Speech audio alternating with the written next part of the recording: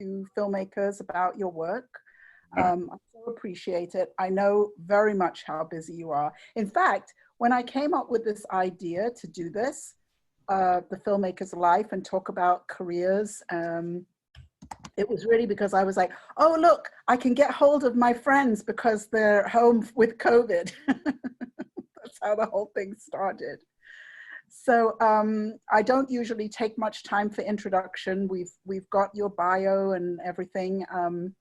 Marc has been working in the industry for several decades, and we're going to find out all about it.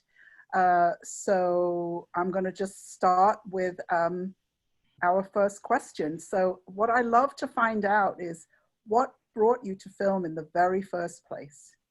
Were you on the kiddies' playground, or was it in college, or what? Well, that's a great question. So I always say that, like, I didn't choose this career chose me. I was very early on interested in the arts. So a creative life was definitely in the cards, from really early in childhood.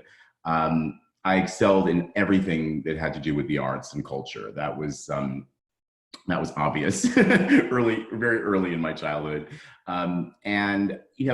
The story goes that I went to UC Santa Cruz as an undergraduate in the 1980s. And in the fall quarter of 1986 was my first year at college. I was 17 years old. I turned 18 in November of 1986. So I was this bright-eyed, excited, liberal Jewish kid from Los Angeles. And I'd grown up in the backdrop of Hollywood, right? So I went to North Hollywood High School. And so my proximity to sort of celebrity and movies was, right, frequent and obvious. People around me were Molly Ringwald, Cuba Gooding went to my high school and starred in all the plays. So that was a milieu that I was sort of at home there.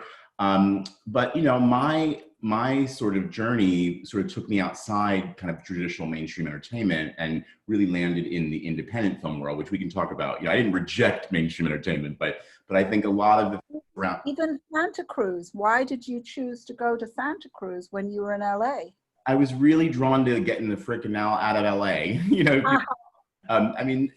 When you have this kind of love-hate relationship with the place where you grow up, and definitely a lot of love, but I wanted to get away. I wanted to go somewhere else, and I wanted to go to a place where I could get a good liberal arts education, and I landed at Santa Cruz. And I got an undergraduate degree in film, but the first quarter I took Introduction to Film Experience, Introduction to Feminism, and the core course at Porter College, which was called Arts in a Multicultural Society. So let me tell you that, like, at 17, I'm taking film, feminism, and writing about multiculturalism. So you're basically meeting that guy at age 51.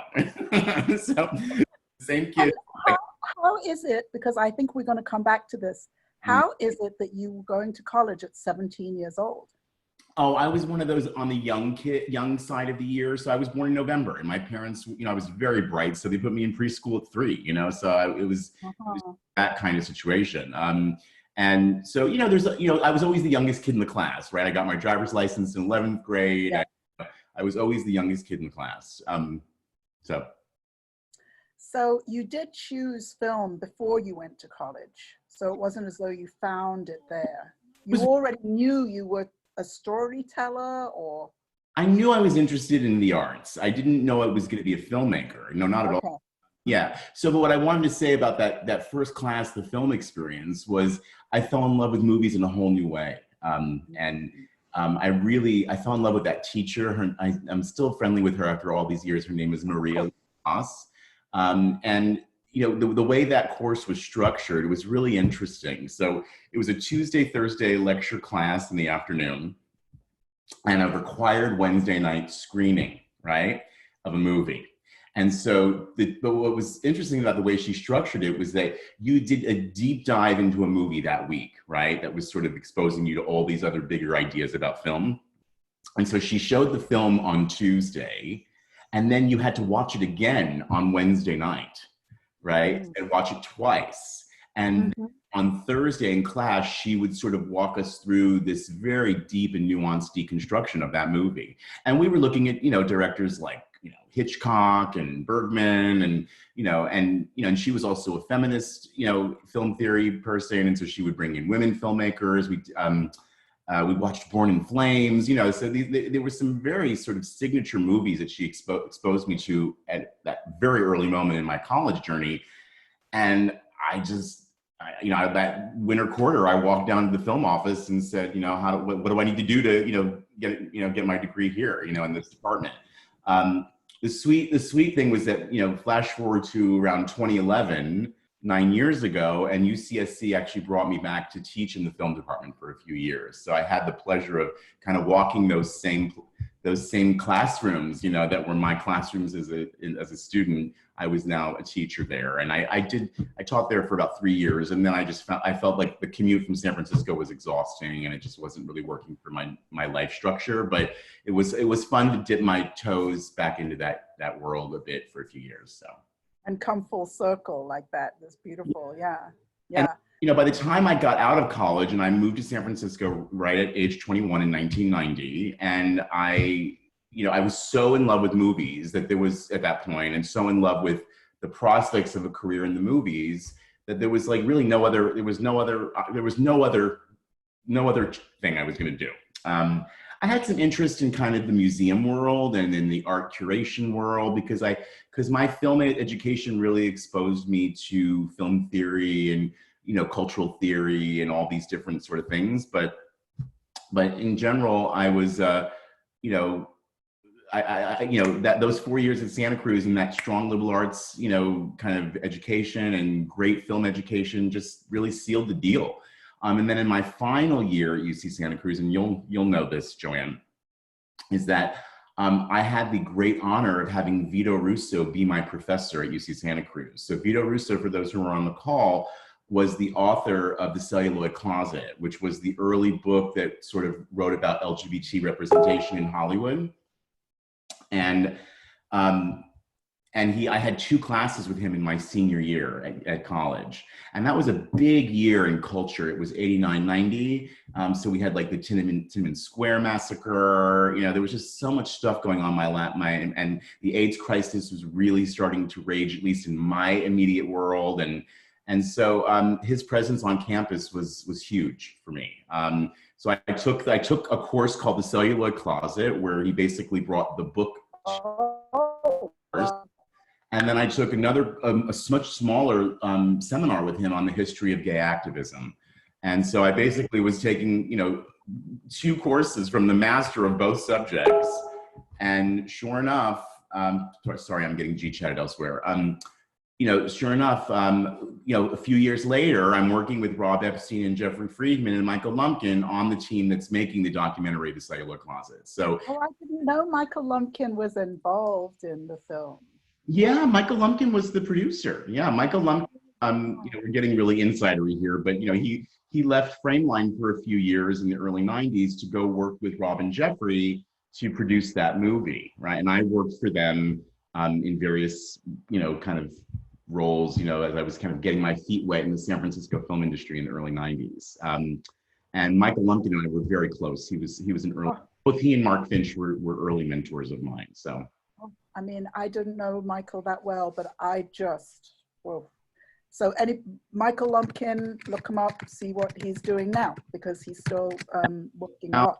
Yeah, he's now the director of festivals at AFI, the American Film Institute. So he has quite an accomplished man. So AFI Docs and the AFI Los Angeles Film Festival are over his desk, and it's beautiful, beautiful work. Well, for me, I'm terrible with dates, but when you say 1990, that means a lot to me, because that was the year we opened our cinema in Miami Beach. Mm-hmm. And what happened was the programmer was programming very art and experimental films. So when you said about going to the museum direction, that's a direction. And anyway, so I don't want to go into it too long, but it turned out the cinema owed money to every distributor in the country. And the chair of the board had to take over, and he's gay. And it turned out there was one distributor in the country we did not owe money to, and it was Frameline. Interesting. And as a result, we started showing LGBT movies in 1990, 91. Mm-hmm. And, you know, we were showing Derek Jarman's films, and then all the young filmmakers came. But one of my absolute seminal moments in my life was showing The Celluloid Closet Yeah. in Well, our cinema. yeah. And Film, you know, and it, oh, you know, yeah.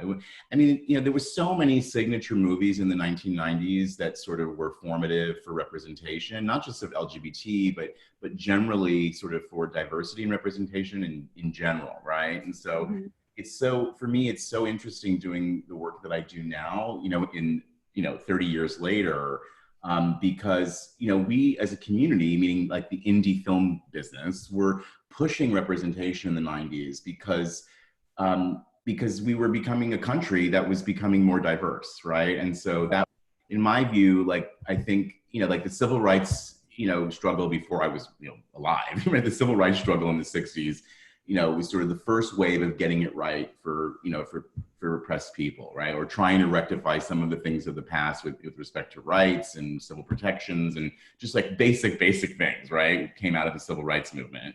And then the 90s provided a sort of acceleration of those communities, of our communities, into the mainstream, which of course gets reflected in cinema and television, right? And that was a big part of where we found our legs, right? In terms of making our movies about ourselves, right? So it was the 90s was a big decade for self-representation. And then now, this generation of young people are taking it even further and deeper and much more, you know, much more inclusive, much more diverse, much more nuanced, because identity continues to get more complicated, more intersectional, more beautiful. And so it's actually, in my view, everything, as challenging as this moment is for so many of us on so many levels, you know, it's an extremely important moment. I think great things are happening. That this planet will benefit from, you know. So it's this Right, that's right. continuing Yeah. evolution. And we have people like Vito Russo, who were trailblazers, writing these signature books in the 80s, you know, kind of who pushed us and pushed the culture and insisted on space, right? And Yes, so it's yes. a normal thing for people to push for space, you know.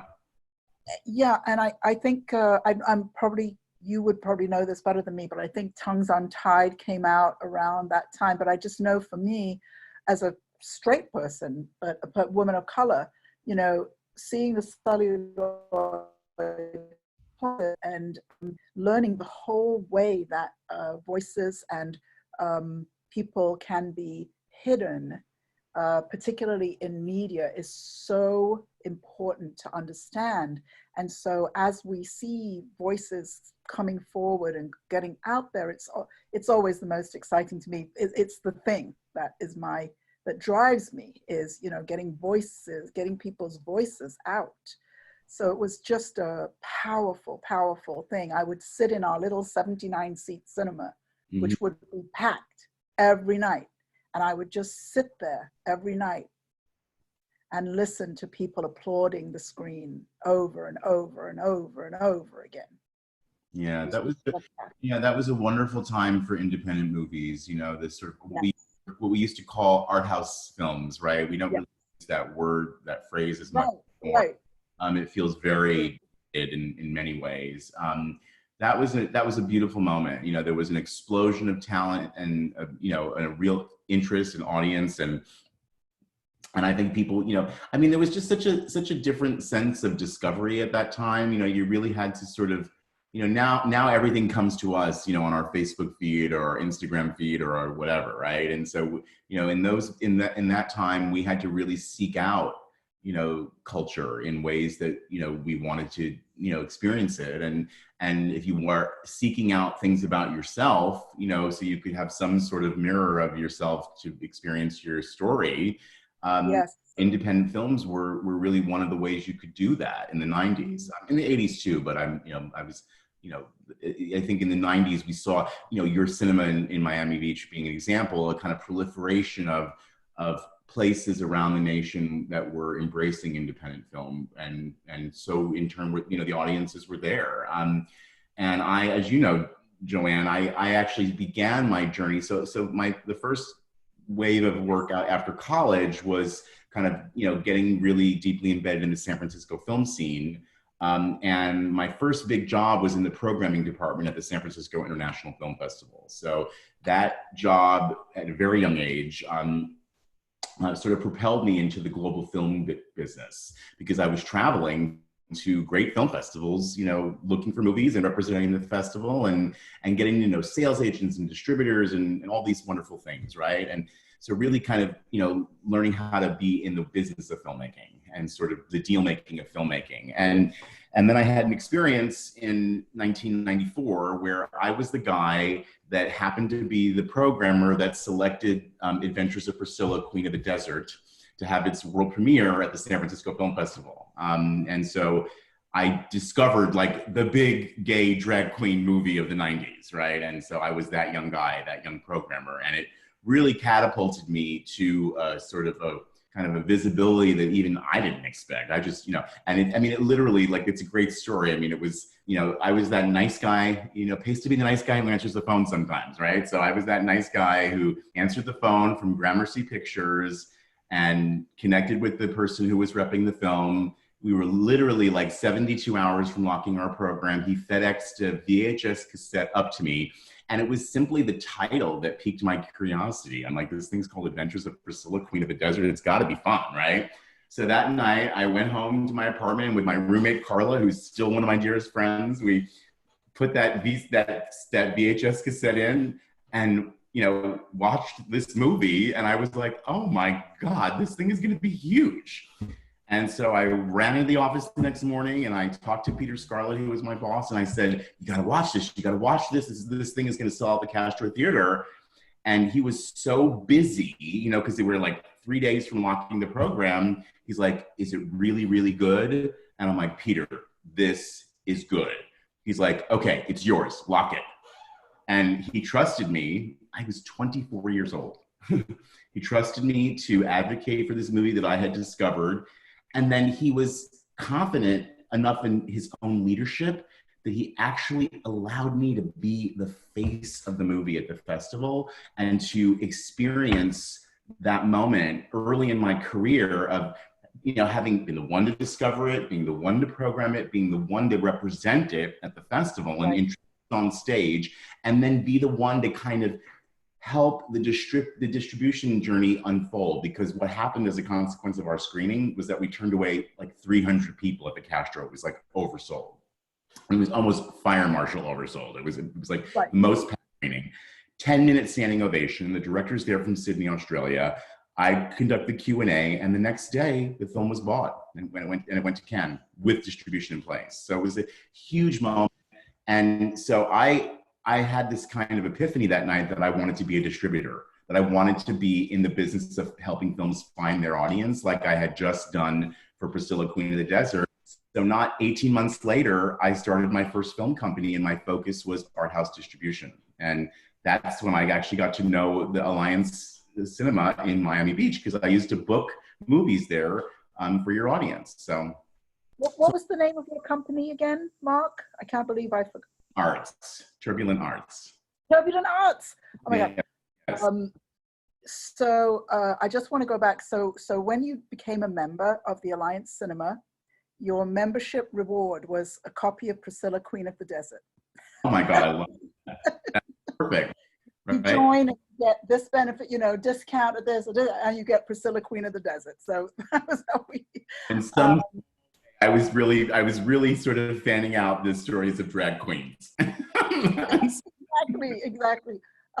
But yeah, Turbulent Arts was one of the main companies that we worked with. This was by this time we were paying our bills. Yes, you were. Yes, you were. Distribution marketplace, there's a word, and it's spelled SHITSHOW.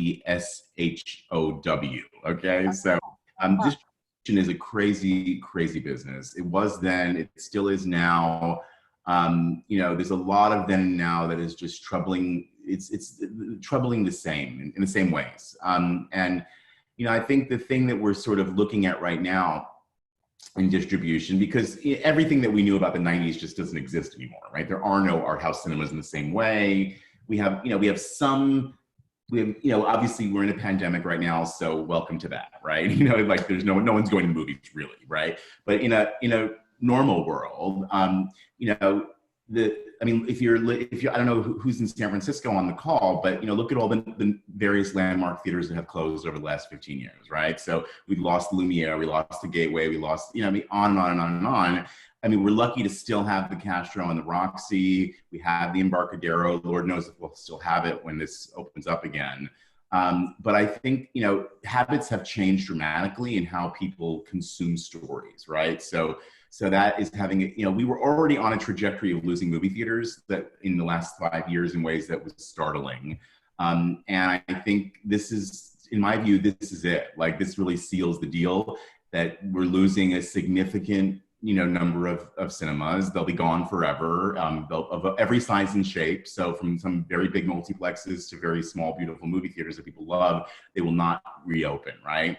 So it's a crisis of a certain kind. I think what's interesting is there is always this kind of entrepreneurial interest in people coming together to watch cinema.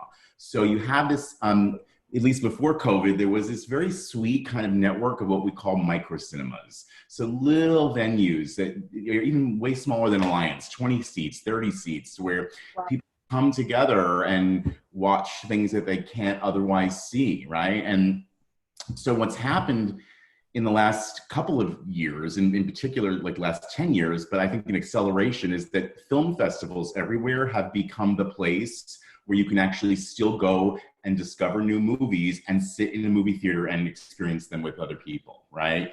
And it's so important that experience. I think we miss it so much.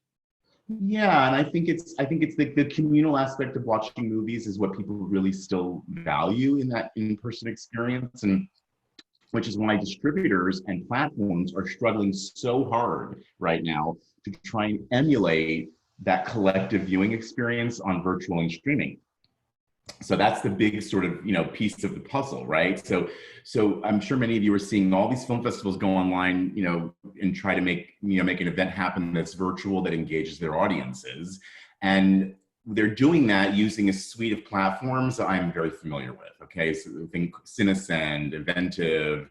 There's about 5 to 10 of them that are become like sort of the reliable platforms for movie watching, and they're all trying to out innovate each other, right? Because they want people to have some sort of collective experience, And so we shall see how interactive it becomes, in the coming months and coming years. But I think we're on a trajectory where we're going to have many more providers of this kind of transactional experience for movies. But if you love your movie theaters, it is so important right now that if they are offering virtual programming, that you pay for it and you watch it. Now more than ever, you'll be helping to keep the lights on if you do that transactional, thing. And same with your film festival. But I think there's something that I sort of talk about a lot is that, when I created my first company in the 90s, and I took a sort of oppositional posture in relationship to the larger mainstream film industry. And I wasn't anti-Hollywood, but I definitely saw myself as a little bit of an outsider. And I wanted to be able to kind of dip my toe in that world, get the things I needed from it, and sort of pull back and kind of, do my own thing. And that was very difficult. That was not always a successful strategy. In some ways I'm older and wiser, and so it's more possible now.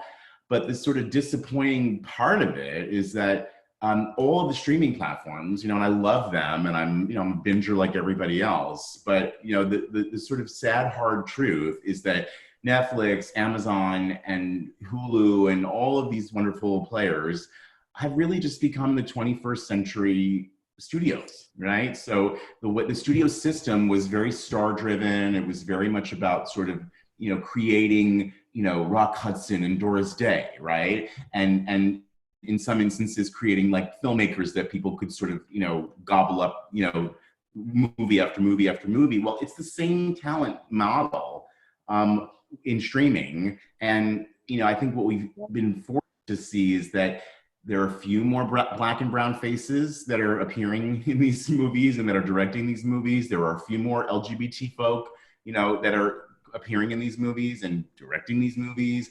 You know, there are more creators and more talent, you know, in general at the table who are diverse in mainstream entertainment, but it doesn't reflect the amount of talent out there. And you know, if you sit at home like I do working and you actually look at the releases that are coming out regularly from Deadline, from Hollywood Reporter, Variety, and Screen International, it is still so white. The number of announcements that focus on talent who are people of color, who are LGBTQ, so we still have more work to do. And you know, there's a huge push right now in the documentary industry in particular, you know, around sort of, you know, Black Lives Matter and BIPOC representation, and I'm all in. I mean, like, let's finally push this like as far as we can. And I think it's You're always all in, Mark. You were always all in. I mean, you know, I didn't sign on for this, you know, to kind of sit on my hands and, you know, I mean, this is the thing. If you want to make movies, you cannot be lazy. Okay, you cannot, you know, don't sit home and complain about not getting that grant. You know, I mean, I'm 30 years doing this, and I get no's every freaking day of my life here. You know, and you know, yesterday I got a yes for a $20,000 grant. You literally made my month. Okay, I mean, every dollar makes a difference on the movies that I make, right? So, you know, good news is great news, in my view. I want to go back to something that you said, so almost just in passing, where you said about with Turbulent Arts, you weren't necessarily being oppositional to Hollywood, but you wanted to do something that was like your own thing. And Right. I feel as though that's very much who you are, very much independent. Mm-hmm. And so you started out with distribution, but you've eventually morphed into very much being a producer and now a director as well. So I just wonder how that happened over time. I mean, I think that was always sort of the plan, right? I mean, maybe it was a conscious or pre-conscious or something. But you know, I always wanted to make movies. You know, I mean, my undergraduate thesis was a 28-minute film. You know, I always, you know, saw myself as a storyteller, right? And but what I figured out early on was that I had to wrap my mind and my skill set around the business part of filmmaking if I was going to succeed.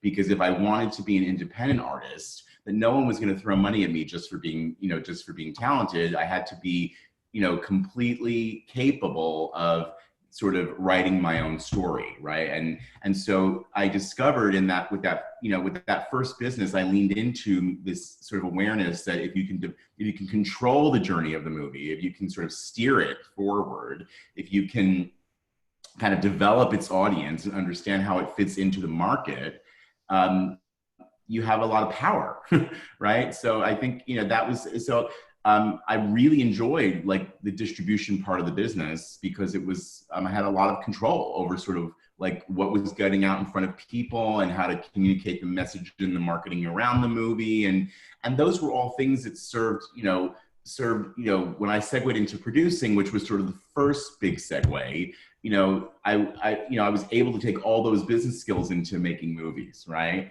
And the other thing that was going on in distribution was that I quickly became involved in the international financing and sales of movies, because independent films were being bought and sold at a level that my little company in San Francisco could actually participate in that decade.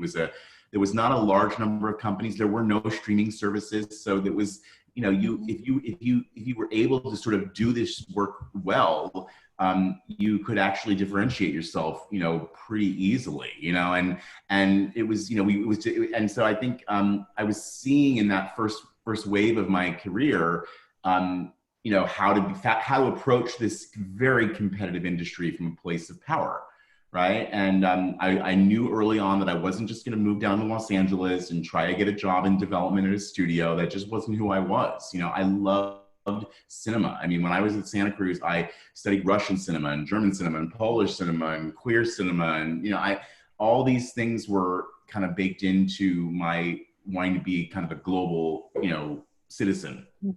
And those interests were not going to be accommodated exactly in sort of just mainstream Hollywood. But, you know, at the same time, like, you know, big money makes great movies, right? So you're not, you know, I'm, you know, like, so when I sort of flash forward to my work today, like the filmmaker that I've become, you know, which is, and I typically have three or four roles that sort of are my focus now. So I'm a director, producer, and executive producer. And I wear those three hats a lot on upwards of 10 to 15 projects at any given time. So we could talk about what's going on here at my company right now. And I'm, you know, I'm wearing a lot of, yeah, but let me just explain how I relate to these roles. So the director is responsible for what goes on screen. Okay, that's his, her, their job, what goes on screen. The producer is responsible for making sure it gets on screen. Okay, and you know, and then there are a number of roles that exist above the line, right? So when we talk about a budget for a movie, it's above the line and below the line. And you know, writers, producers, and directors really live above the line. Okay, that these are your salaried people on a movie, and typically, and you know, typically are the head creatives, right, getting it done. About 7 years ago, I woke up, you know, at like age 44, and realized I had a lot of experience and a lot of knowledge, and that I wanted to grow my company. And so I figured out that I didn't have to be the producer with a capital P on every movie that I was involved in. Right. I'm the sole producer, or the sole producer on everything. When you see movies, you see that there are many producers, right? So, but you know, there's always going to be like a producer of record that sort of has to sign off on everything, and sometimes those roles are shared with other people. But more and more, I'm an executive producer. So people come to me. So, and I have a consulting business now, and so I'm a consulting producer, and filmmakers hire me to help them move their projects forward. So I work with a lot of first-time teams, a lot of second-time teams, and I'm able to kind of look at a project and look at a team and do an assessment, especially of the producers unit, and understand where there are strengths and where there are weaknesses, and try to fill in those gaps with my experience and my knowledge. And I enjoy doing that, right? So some movies I'm involved in, I may be working with the team like 10 to 20 hours a month, right? But in those 10 to 20 hours a month, I'm really adding value, right? And that's, you know, and I refer to myself as an expensive resource. So you don't have, I'm not going to be the guy that's like, you know, doing your administration, right? You know, I'm much higher level, and that's the place where I add the most value. And so, yeah, and then so the way I describe my company, so my company today is called 13th Gen. It was started in 2009. And the way that I describe the company is we are genre agnostic and filmmaker focused. So, you know, like any company, you know, people, it's like, you know, we are the people that we work with, I think, at the end of the day. And so I don't care if you're making a documentary, a scripted feature, an experimental essay film, like you can pitch this company and I will lovingly receive it.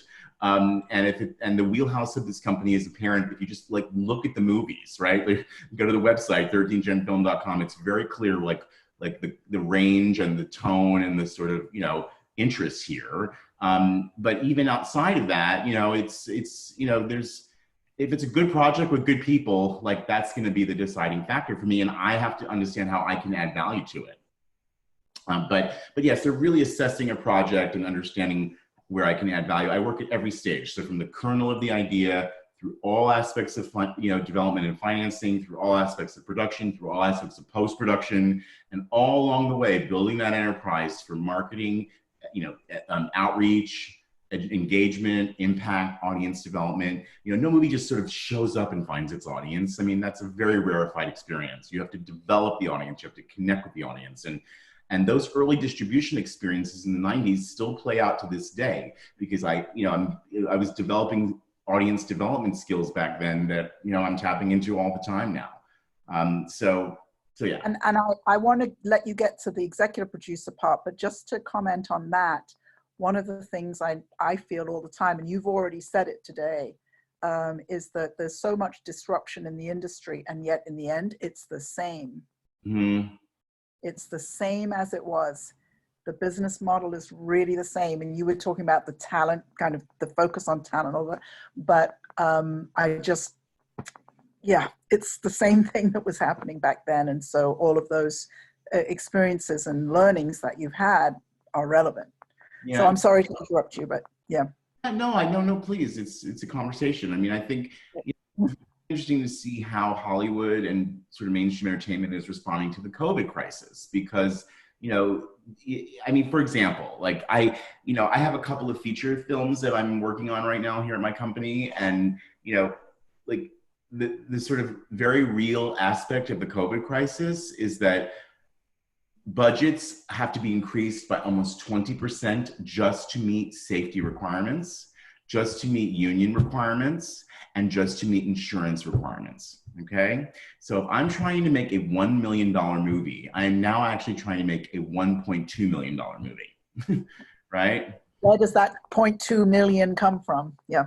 Comes from insurance, and it comes from safety, and it comes from, all the things that we have to be thinking about now that are basically going to be required. And not every movie can go to Iceland to shoot. That's awesome. So I'm not really sure where independent films will find their footing, because the way that independent films get financed, typically, meaning that there's not one studio that is greenlighting the movie because of certain talent attachments, but rather that there's a combination of players that are being brought together to get the movie greenlit. Okay, so there's a combination, maybe private equity investors, loans and banks, tax incentives, international television financing, pre-sales to distributors. Like these are different ways I put together movies over the arc of my career. Try doing that in a boutique way, for $1.2 million time and again.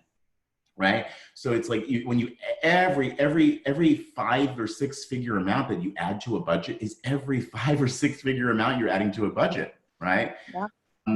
So there are movies that, in order to have even a SAG low budget agreement and be operating with SAG union actors, you have to qualify for completion bonds. You have to, do things that you have to, and gap financing or loans is actually the way that most movies get sold, and get out into the marketplace, right? We used to call it negative pickup deals, and there's all these other terms that are kind of out there that we don't have to get into the weeds this morning. But basically, like, a good independent film that is about to premiere at Sundance is probably still paying its bills, okay, when it premieres, and hoping to kind of, deliver to distributors free and clear of any sort of burdensome, kind of financial commitments that, and typically, there are, getting out the door, has to involve what we call gap financing. So if you haven't looked up gap financing, that's something to look up, because that you'll learn a lot about sort of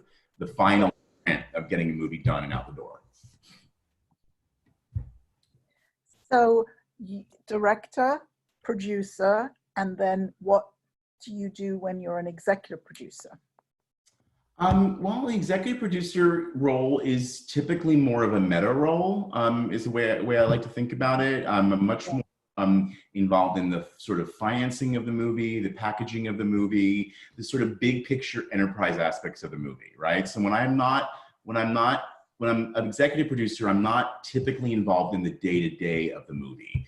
I can be, it just depends. I'm not always on set. I am visit sets, it just, it really depends.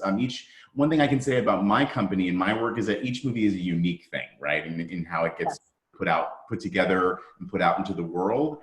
But yeah, I think the best way to think about executive producer is that there's really a role in the enterprise, the business of the film, the financing, the legal, the packaging, the kind of giving the true business scaffolding of the movie. That's what, and there's sometimes credits get sort of bought and sold and sort of thrown around like that in ways that are really kind of problematic. And I'm a member of something called the Documentary Producers Alliance. Even though I do every kind of genre, I'm super active in the documentary business. And so if you look up the Documentary Producers Alliance, it's a great resource. We refer to ourselves as DPA. There's about 300 of us.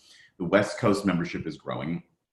And there's, you know, one of the initiative that brought together the DPA like 3-4 years ago was the crediting initiative. So their first big project was to create guidelines for what constitutes the definition of a producer, right? So what's interesting to think about in producing is that, so you can look at the Motion Picture Academy, so AMPAS with the Oscars, they define the documentary producer, they define the fiction producer for us, right? So I always say, you know, if you're feeling lost about what your job description is, like, look at the definition of producer for the Oscars, because the Oscars is a sort of, you know, it's like the dream of every filmmaker, right? Like, you know, the Academy Awards, right? But there's a base for it. Like, this is, for almost 100 years, cinema has said to the larger culture, these are the jobs and these are how we honor them. And it's not perfect, and, you know, it's ever evolving, but it's a place to begin, right? And when you're vetted as a producer by the Oscars, this has been my experience, is that you typically have to kind of meet at least 50% or higher, you know, of those job functions in order to be included as an additional producer on the roster of a Academy Awards package. So, and I think from when for the last movie that we submitted for the Academy Awards, I think at the time there was something like 56 job functions of a producer. So imagine that there are 56 functions, you know, you're supposed to fulfill when you're producing a movie.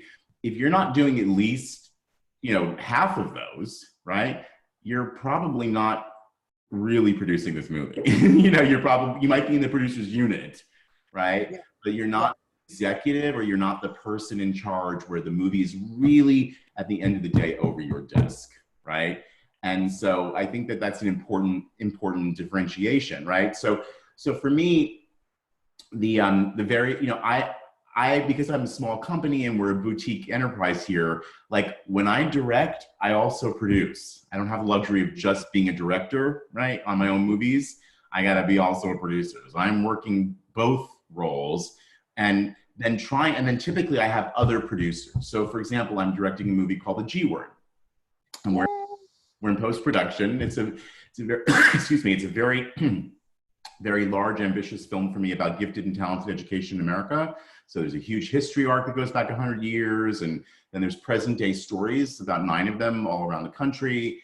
And of course I have additional producers on that movie. I could never make, this movie is a $1.3 million movie. I could never make it on my own, right? I could never produce this on my own. So I have 2 producers, an associate producer, and a team, right? You know, that's just the nature of you know, the collaboration, right? The larger the budget, typically there can be more producers, right? Because there's just more to manage. It's a bigger business. You need more thoughtful people. Last year, I had the good fortune of working on an FX series for a significant portion of my year, where I produced 2 episodes of a 6-part television event. And I was a producer for the filmmakers I was working with on that show, but I had the gift of being really just a creative producer on my entire role on those 2 episodes was purely creative. I didn't deal with the budget. I didn't deal with logistics. So, you know, when you start to see a lot of, in series, you start to see a lot of words like supervising producer or coordinating producer. These are, it's a little hierarchical, but these are all people who function in the larger producer's unit to contribute to getting the movie up. Sorry, I didn't quite catch that. Oops, sorry. Getting movies up and shot and out the door, right? So when I was working on those 2 episodes, I actually had a supervising producer. We had a line producer, and the line producer focused entirely on the budget and managing the money and making sure we stayed on budget and we stayed on schedule, and we did, kind of managed the hiring and onboarding of everybody. And then the supervising producer met with me and the director, and we kind of brainstormed how to achieve our creative vision on set each day, right? And then my job was really to engage talent, right? And to casting, getting people, figuring out where we were going to shoot, how we were going to achieve our goals creatively. So the director is freed up to just focus on what is going to go on screen, right? And so that, when I'm a producer, that's really, at the end of the day, my job is to have the back of my director, right? And to really want to achieve their vision and make that my first and highest priority. If I am not they're at the service of the director. I have no business being on that movie. It's so interesting, all of these different functions, and you know, I mean, from the beginning, from the concept all the way through distribution, marketing, you know, you really have a whole experience, you know, because I know that sometimes you come on as an executive producer on a film for distribution. Cannot hear you. Oh, what happened? I don't know. Hear me, gentlemen? Can you nod if you can hear me? You can hear me. Okay. Can you hear me? Oh. I cannot hear you. How strange. You all hear Joanne? Oh. Yes. Yes, they can hear me. I hear you. Oh, that's so strange. I don't understand what's happening. Can you hear everybody? Can Mark, can somebody speak? Angela, can you speak and see if Mark can hear you? Can you hear me, Mark? Oh, I think it might be his. Right, okay.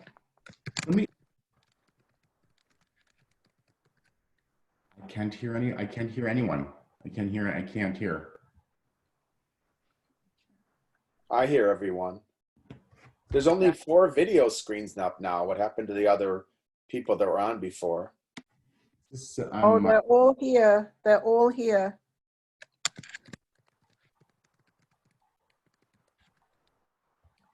I'm so sorry. Let me quit and come right back. I apologize. I think that's the only thing. I think that's great. Yeah, come back in. Yeah, we'll be here. Oh, sorry about it. How bizarre. Everything was going so great, and I was just about to switch over to questions. So when Mark comes back, who is ready to ask him a question? As always, I like people to raise their hands physically or digitally. Who would like to ask a question? There he is. Keith, you must have a question. Eric, Ginny, Stephanie, Mark. Mark, are you back? Can you hear us? Oh, now I can't see you. Still can't hear you, Joanne. Oh my goodness. So odd. All right. Oscar. Keith, let's, you give me the question and I'll type it. I'll type it in the chat, okay? Okay. What's the question? That way. All right. So the question is, how does the process go by for you, where you match up a producer to a project? Like, how do you find what is my that the person's the right person for what you're looking for? Like, I'm interested in understanding maybe something about that process. Oh man. All right. I typed in the chat. Look in the chat. Look in the chat, Mark. You want me to chat? No, look in the chat. The chat. How do you match a producer to a project? I'll answer that question. Yes. Okay. Yes. Got me. Yeah, it's really wow. That's a good question. I think about personalities, right? You have to want to work together. It's about complementary skill sets. You know, when I work with other people who are also producers on movies, it's, you know, the synergy comes from sort of helping each other be successful, right? That is a huge part of it for me. You know, I don't need a lot of other people on set who can do exactly what I do well. I want people who can sort of meet my skills with their own skills and expertise, and, you know, people who are professional, reliable, can be trustworthy. You know, these are all sort of, you know, ways that I kind of evaluate who I want to work with. You know, I don't say yes to everybody, and it has a lot to do with personalities and sort of the way that I sort of see, you know, what's happening on the project. Interpersonal is a huge piece for me. If it, you know, I have to like working with people, want to work with these people every day. And the consulting part of my business is really a great way to road test, you know, those relationships. So a number of movies in recent years that I have, you know, it's where it's evolved into me becoming a vested producer on the movie, started in my consulting business, because if I don't know you from Adam and you send me an email, like, you're going to land in my consulting business. Like, that's, if I have no track record with you and you're a first or second time filmmaker and you don't have a lot of experience, like, I'm not going to sign on, you know, like, and risk my business, you know, to produce your movie. Okay, when a filmmaker comes to you at the inception of the project, what would make you choose to work with them? So, well, that kind of builds on this idea of you land when you reach out to me. So typically, you know, if I don't know you, we start with a consulting call, and I offer a free 30-minute consulting call to kind of get to know me and for me to get to know you.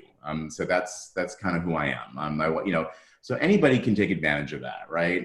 You know, and what I do is I kind of go over my pricing and how I work, and in that 30 minutes, I try to see if there's some there in sort of how that part of my business works for the filmmaker. I'm super fair, and, you know, we have all these systems buttoned up. So, you know, sometimes people, you just got to pay to play. If you want a smart, experienced guy like me to work on your movie, we cost something, right? So now, you know, I'm not here to bleed your budget. You know, there's a lot of transparency, a lot of support. You know, I'm certainly not an attorney who kind of bills you in 6-minute increments.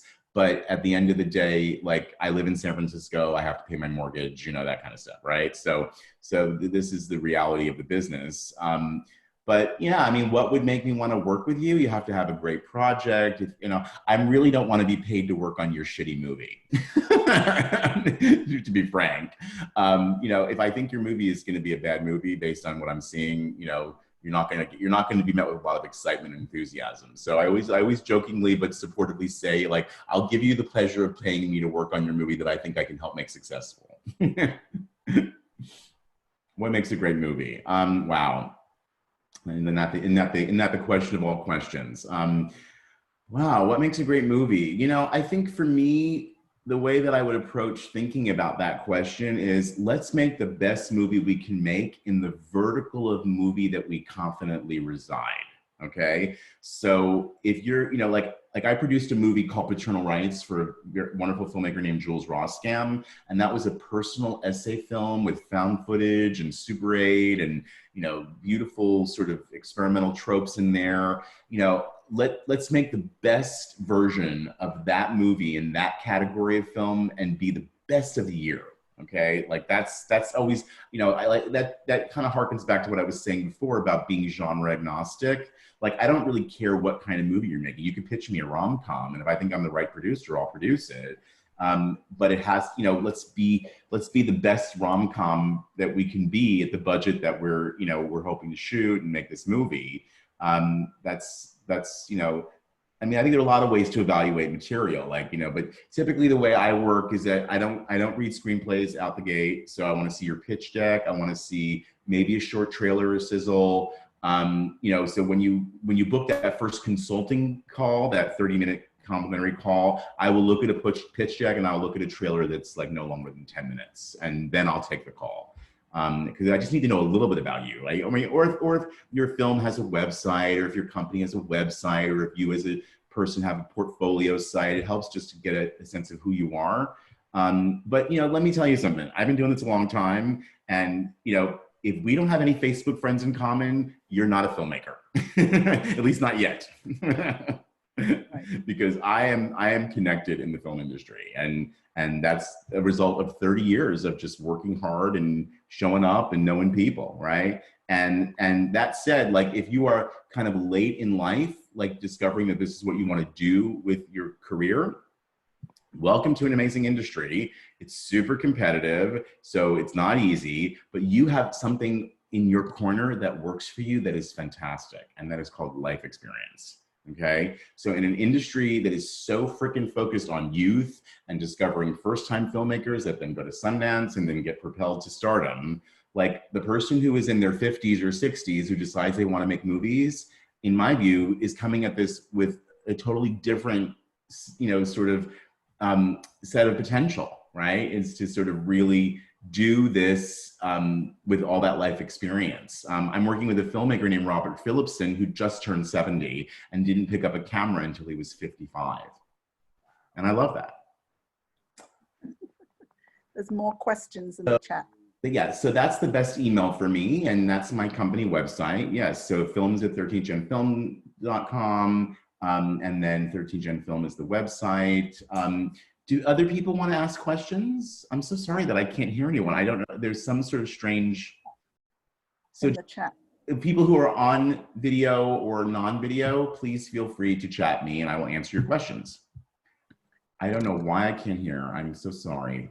I'm on Zoom all day, every day. I know. Something funky happened.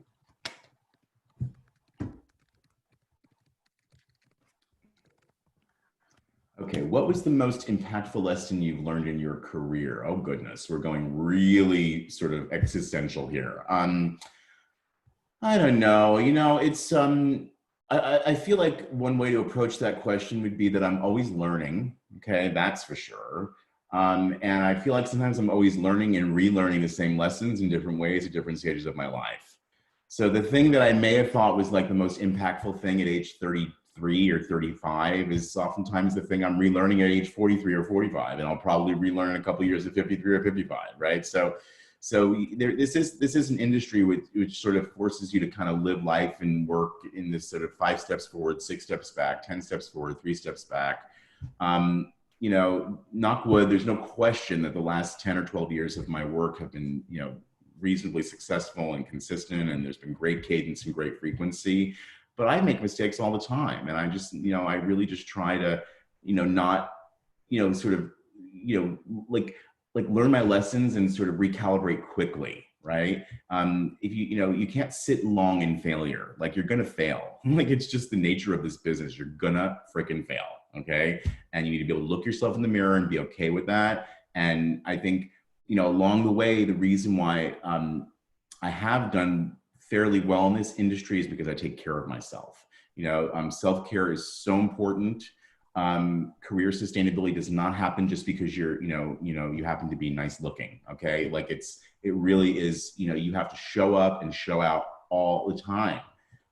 You can't, you know, I mean, I went to UCSC and I do the career services advice thing where people can reach out to me and have these free 30-minute appointments because they're, you know, either graduating or they're recent alum and they're trying to get their footing in the industry. And there are no, you know, what I always say, there are no big secrets here. You know, you just have to work hard.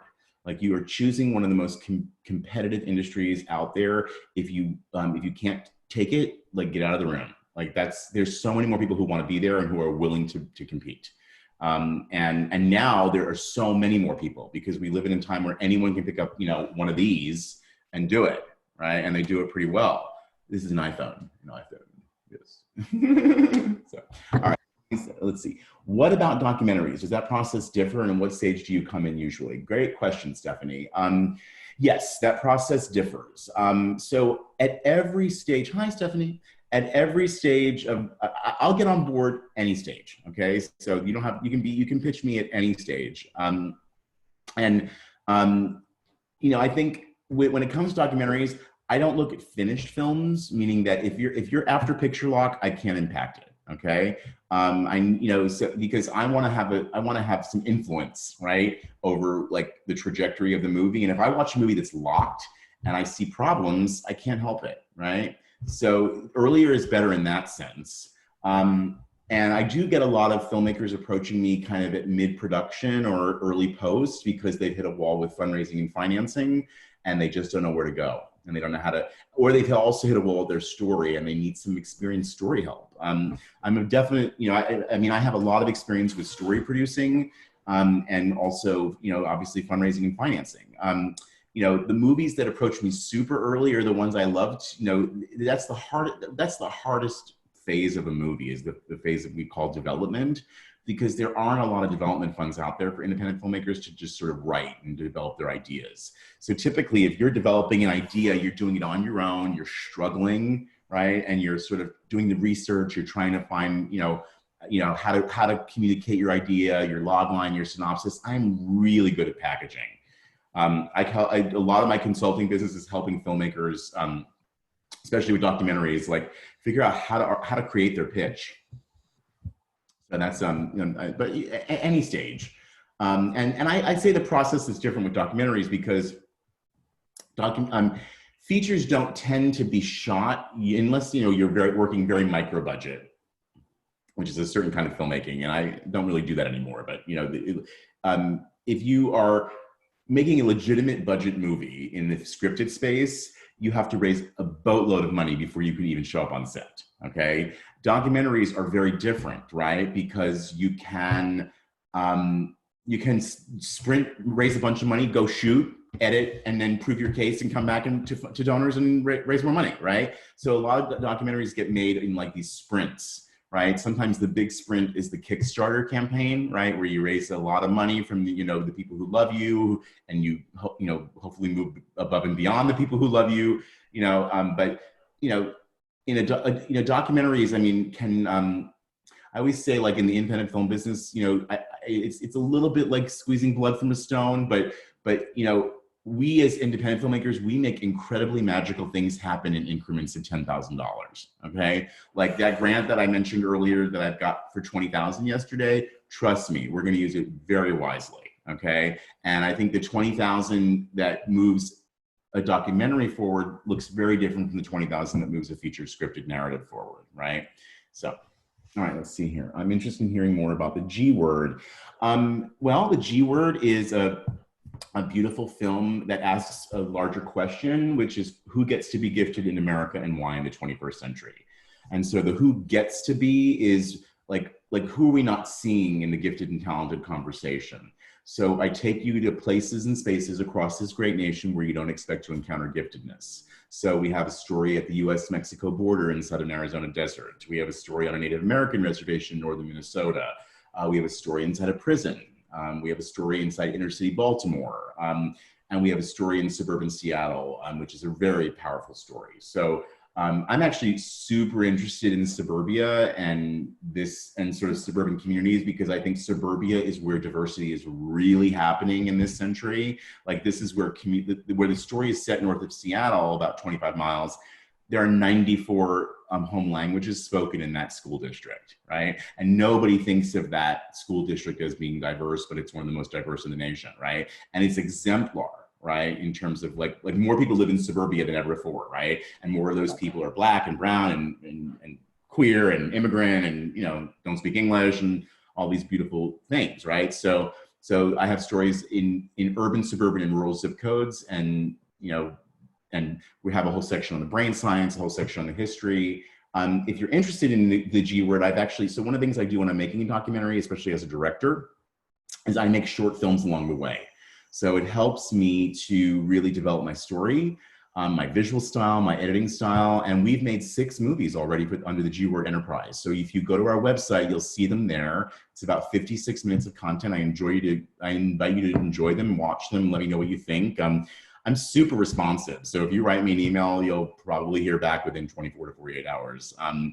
And you can contact me because you want to tell me that you like what I'm doing, or you can contact me because you want to tell me that you hate what I'm doing. I have a pretty thick skin. Like, I don't expect you to like me or my work. I want you to engage with it. And that said,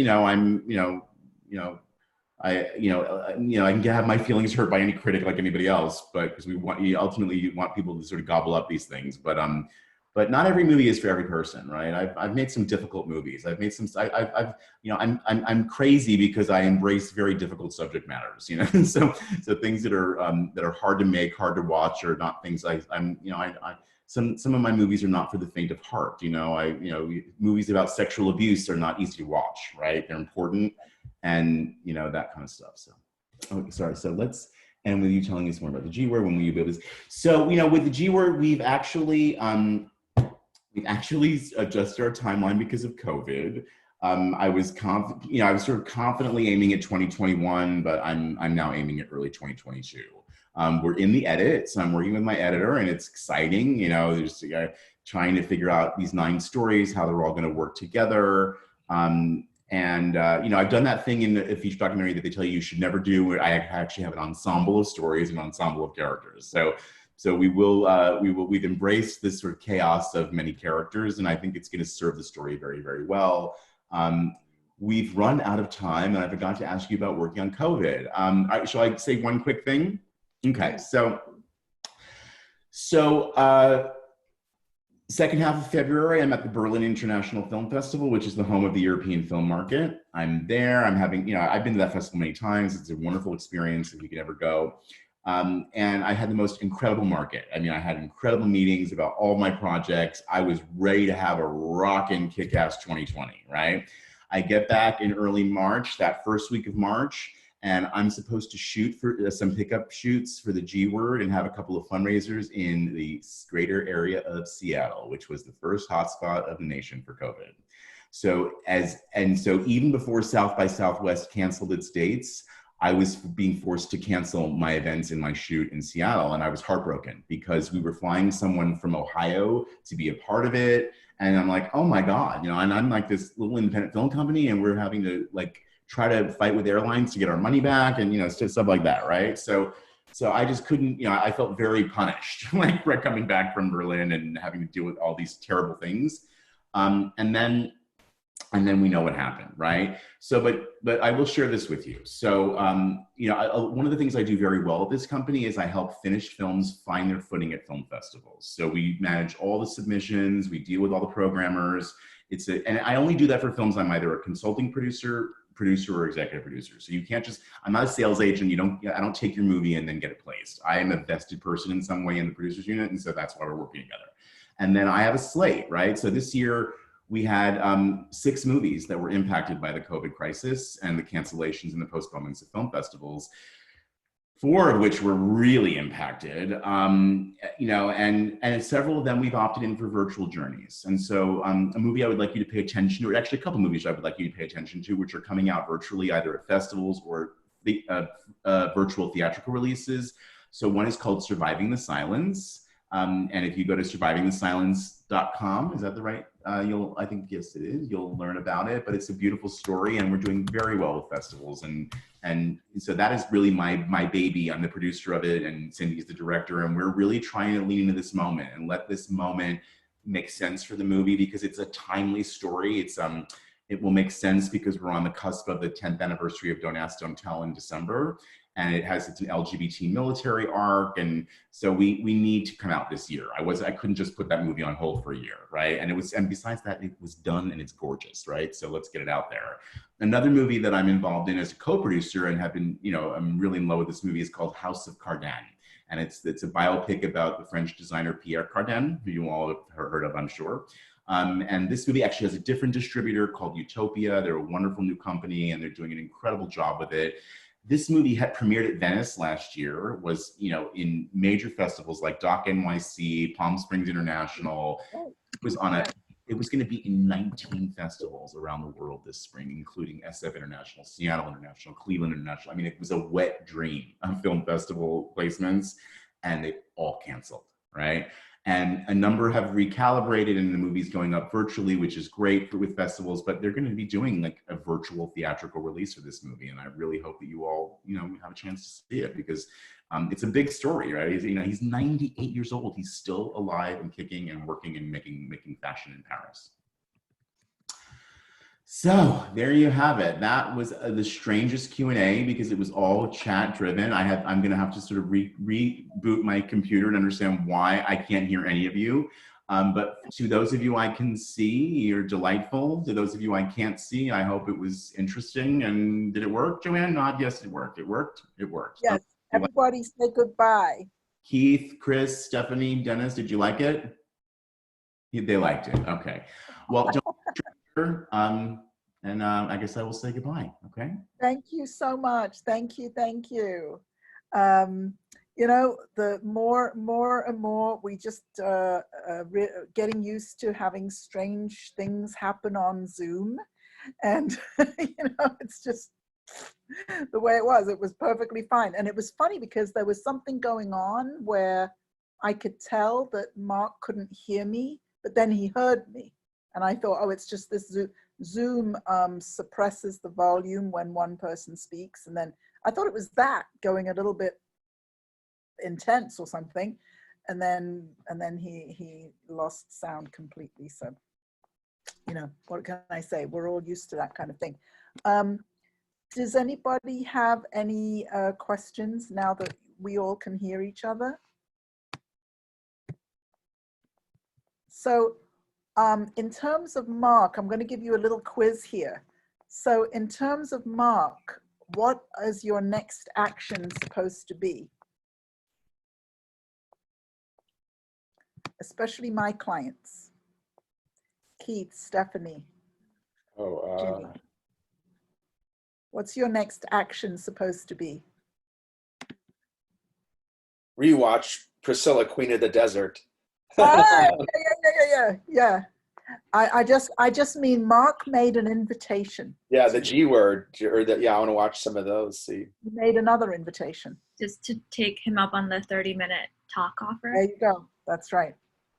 And he also said, if you're a filmmaker and I don't know you, you're not a filmmaker yet.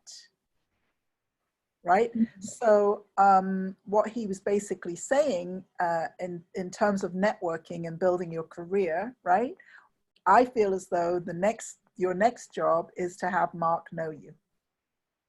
I actually have a question. So then should I create my separate like profiles in like Facebook and Instagram for like my filmmaker persona separate from my personal stuff, right? I think so. I think that you want to have that, but usually you would build that around your film. And so I know I'm going to be hearing about your new film. I'm like, yeah, I finally figured out today, like I changed some of the stuff. It's really actually really good. It's nice. It's really about the tension between personal identity and family, and the identity of family, and yeah, it's going to be really great. Like wonderful. And they come in conflict. So hopefully, I'll see you on our call this afternoon, so I can hear more about that. But for Stephanie and for Ginny, who I think is muted, but and anybody on the call, Lonnie, who is a documentary filmmaker. You know, he made a lot of invitations. Lot of invitations. I think it was interesting to hear that you can be super early stage for documentaries for him to come in, as opposed to like, I think feature or fiction films, like you need to be a little bit further. Well, I mean, basically what he was saying was you can, I mean, he's you know, he's way down the road in his career. But what he was saying was, you can come to me and I'll work on you'll pay me as a consulting producer. And still, he's not, even though you could be early on in your film, I think you have to be a bit further along in your career, right? So that's where I feel as though Marc plays. So, you know, he said first film, but I think it's more likely second film. And I often say this, you know, I call my business Filmmaker Success, but what I really want to call it is second film. It's just that most filmmakers wouldn't know what I was talking about. But it's the second film where you can start to really leverage your network and leverage your resources. And then I also thought it was great that he said at the end about, oh, I lost my train of thought. Oh, about if it was that personal essay film, and I didn't get the name of it to write it down, but that personal essay film, but it's going to be the best personal essay film of the year, you know? So he's looking for projects that are really going to compete at a certain level, you know? Anybody else have any questions? Did you enjoy that? He's just one of the, I mean, I only invite people to talk to who are great, but he is just great.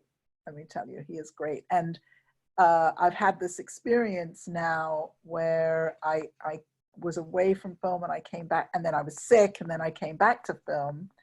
And Marc was one of the people who, and there's many of them out there, Noah Cohen, who is the executive director of the film festival, San Francisco Film Festival until recently, but a bunch of people who I actually knew from when I ran the cinema And they were the people that I spoke to at the distribution companies, because these distribution companies we worked with maybe had one person, you know, or, you know, 2 members of staff or something. So we would be, they would send us the screeners for the cinema, and then we would pick a film to show, and we would be working with that distributor.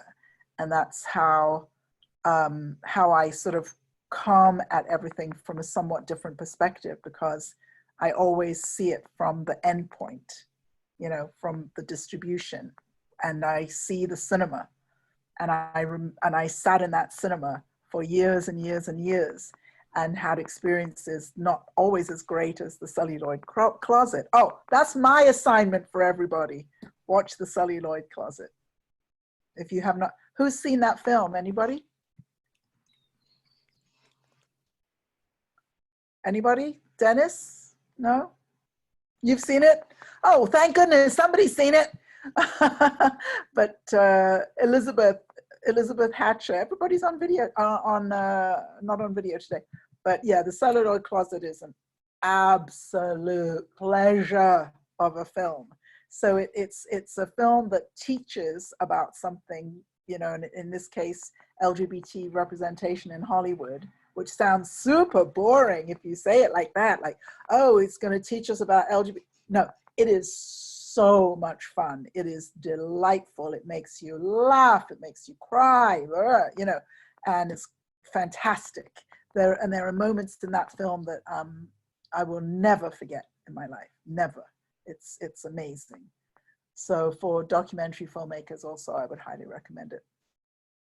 So for everybody, I put my my calendar in the link. I didn't put Marc's calendar, but I found I got his website and his email address, so you can schedule a time to talk to him. And my clients, I'm going to see you all later at 12:30. Looking forward to that. And everybody else, if you would like to talk to me, I also offer a complimentary consulting session. So sign up on my calendar for a Filmmaker Success breakthrough session. And what I do something very different from Marc. Marc works on specific projects. I'm much more about, we work on specific projects, but about building a career, you know. And maybe we'll get to the point where we'll be working with Marc on a project, so that would be good. Thanks everybody for coming. Lovely to meet you.